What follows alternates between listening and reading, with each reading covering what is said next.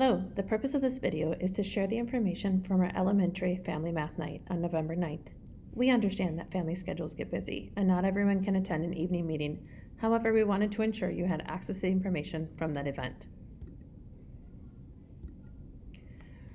These are the intended goals and outcomes from this video: to provide an opportunity to reflect on your own personal math experience, to discuss the creation of the Prior Lake Savage Area Schools math vision, to provide a description and examples of how students are experiencing learning in math classrooms this year, and to provide you a useful tool to support your child at home. I would like you to think back on your own experience as learners of mathematics in a classroom. What did math instruction look like and feel like to you when you were a kid? You might be thinking of a specific event in your life, or maybe just a general feel for it. You might be drawn to think about math instruction in elementary school or possibly a high school course. You could even have a math learning experience that you remember that happened in the backseat of your parents' car when you were asked to repeat your math facts. The following video further demonstrates some of the difference between how we all learned math as kids and the shift in teaching practices today. What was math class like for you growing up? Well, if you're like most people, it probably looks something like this. The teacher would lead a lesson demonstrating how she or he wanted you to solve a problem. You practice with some of your classmates with the support of your teacher, and then you were expected to demonstrate mastery on your own. This is known as the I do, we do, you do approach. Well, in recent years, there have been a lot of efforts to change this. For starters, we need to shift the teacher's role from being the deliverer of knowledge to the facilitator of learning. So we eliminate the idea of the stand and deliver approach to teaching.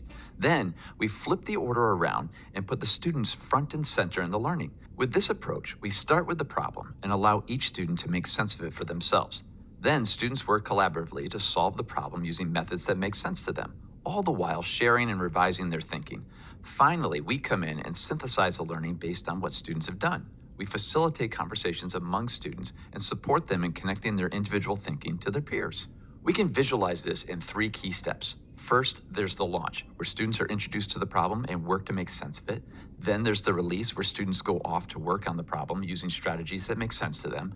During this time, the teacher moves throughout the classroom, making observations of each student's approach. She might confer with some groups or just listen to their conversations. She may use this time to provide some intervention or support for students who might need it. She may push some students to dig deeper and extend their thinking.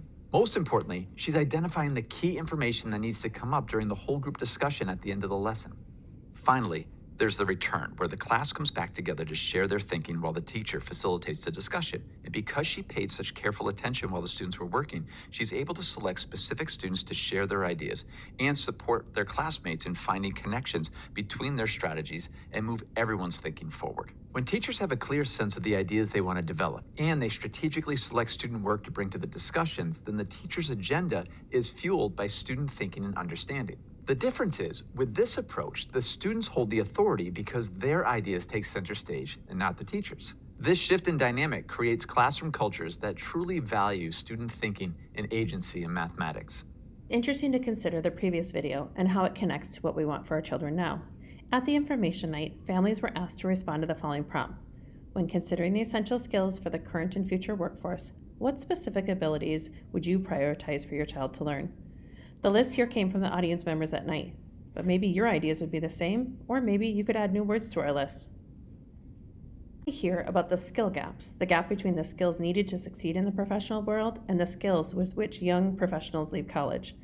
The data that has been collected shows that even though their education may make recent college grads feel prepared to enter the workforce, only half of the hiring managers agree with them. So it's interesting to think about how we as educators and parents can change that for our future generations entering the workforce. As we focus on our district mission, we also began to ask ourselves, what is our vision around math instruction and student experience in math classrooms? We asked students to share their personal experiences, perspectives, and desires for math instruction, and teachers across our system, K-12, gave input into this vision. Just like everything else, this continues to evolve and improve as we learn more and listen more to our students. The Department of Education also is asking similar questions as they are creating new math standards that will be implemented.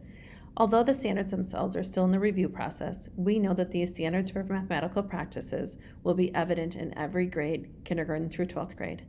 These practices describe the behaviors and habits of mind that are exhibited by students who are mathematically proficient. Mathematical understanding is the intersection between these practices and mathematics content. It is critical that the standards for mathematical practice are embedded in daily math instruction. What does it really mean to know math today? This slide does a great job of helping explain the difference in the approaches that Bridges uses to develop mathematical understanding. Most parents, and myself included, experience procedural fluency over conceptual thinking and contextual application. Teachers did as well. Because of prior experience of how we learned math through facts and fluency in solving problems, we may not have experienced math through the learning frameworks of conceptual thinking and contextual application, which includes everyday application and relevance. As you better get to know Bridges and mathematics in our classrooms, you will understand the importance of models. The family unit overviews are a great source of information for families who want to continue to understand and how to support their students. You will find the family overviews on the Bridges website linked from our family math page. 2 classroom teachers share their lived experiences with their students experiencing math, where learners construct understanding together and are able to apply their mathematical knowledge to new situations. They also talked about how Bridges offers a variety of strategies to differentiate their instruction to meet the needs of all the learners in the classroom. This is done through flexible groupings of students, identifying student interests, strengths, and needs on the basis for planning, providing multiple access points into every activity, adopting a variety of questioning techniques, using language, models, and symbolic notation to make meaning for students. They feel that the Bridges very much supports them in this way. From our math website, you can find the mathematical practices for each grade level.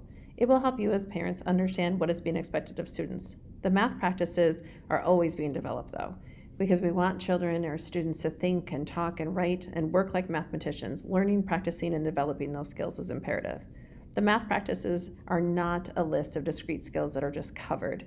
Rather, they're vehicles to teaching, learning, and doing mathematics at every level. Additionally, the Bridges Math Support page is linked directly from our website to help you better understand not only the content from the math units of each grade level, but also what models and strategies are encouraged. The free Learning Center apps can be useful to show the mathematical models, and there are even math at home activities to further practice skills.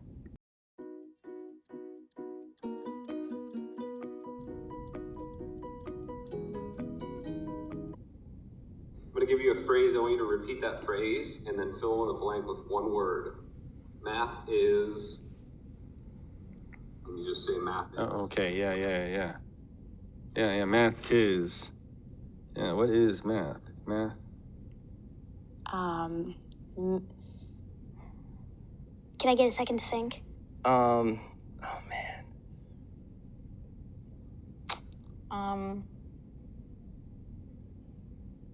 Let me think. Sorry, let me just think for one more minute. One word only?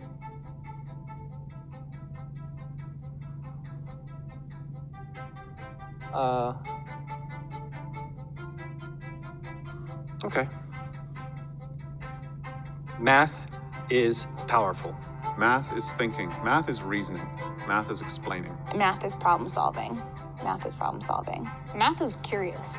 It's continuous. It doesn't end. There's always more. Math is, for me, is creativity. Math is perseverance. Math is universal. Math is finding patterns. Math is power. Anyone can do it. Math is awesome. Math is life.